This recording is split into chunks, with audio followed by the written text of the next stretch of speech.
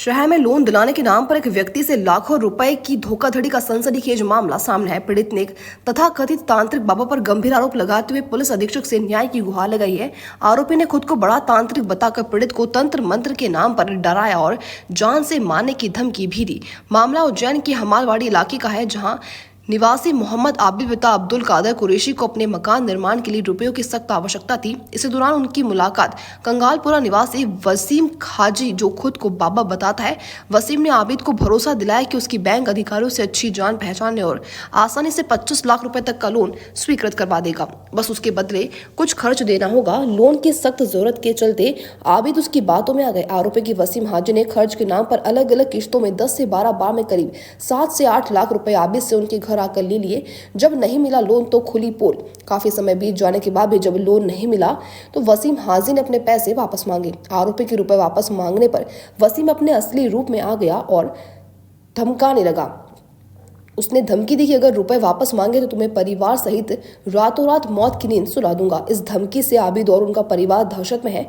आरोपी के खिलाफ पहले से कई शिकायतें। परेशान होकर मोहम्मद आबिद ने जब वासिम बाबा के बारे में जानकारी जुटाई तो पता चला कि वह एक आदतन धोखेबाज और शहर के कई अन्य लोगों को भी इस तरह अपना शिकार बना चुका है। उसके खिलाफ शहर के विभिन्न थानों में पहले से ही धोखाधड़ी के कई आवेदन दिए जा चुके हैं। पुलिस अधीक्षक से न्याय की गुहार, ठगी और धमकियों से तंग आकर पीड़ित मोहम्मद आबिद ने शुक्रवार को पुलिस अधीक्षक कार्यालय पहुंचकर लिखित शिकायत दर्ज करवाई। उन्होंने अपनी शिकायत में वसीम हाजी बाबा और उसके साथ ही जुनैद शेख उर्फ हल्का के खिलाफ धोखाधड़ी, तंत्र मंत्र के नाम पर डराने, धमकाने और जान से मारने की धमकी देने के विरुद्ध सख्त से सख्त कानूनी कार्रवाई करने की मांग की है।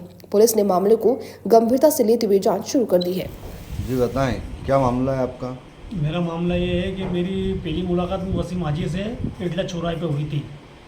तो वो बोला यार आबिद आओ चाय वाय पियो, और उसके बाद जो है तो इसने मेरे से बोला यार कि कोई अगर नगर निगम का काम हो या कोई कार्य का काम हो तो उस टाइम उस बेसिस में मेरा मकान का काम चल रहा था, मेरे को पैसे की ज़रूरत पड़ने लगी। तो ये वसीम हाजी खाने में गया तो इसने मेरे को मोबाइल नंबर दिए।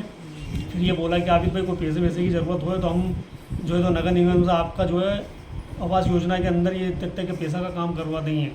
उसके बाद फिर मैंने इससे संपर्क किया तो बोला आबिद भाई हमें पैसे लगेंगे, इस अधिकारी को देना और ये अधिकारी को देना है। उसके बाद फिर मेरी जो है तो मुलाकात हुई। उसके बाद इसने फिर पैसे के लिए मेरे को वसीम हाजी लक्कड़गंज इसने मेरे को भी जुनैद को भेजा। 1 से 1.5 लाख रुपए मेरा जुनैद लेके गया। जुनैद शेख, उसके बाप का नाम है वसीम हाजी। उसके बाद 1.5 लाख रुपए ये ले गया, टुकड़े टुकड़ों में पैसे ले गया। उसके बाद वसीम हाजी ने मेरे को फ़ोन किया कि आबिद भाई अभी 2-3-4 अधिकारी हैं, इनको अपने को कितने पैसे देना है। तो 2 से 2.5 लाख रुपए इसने भी मेरे से ले लिया। कुल मिला के मेरा 7 से 8 लाख रुपए का अमाउंट है।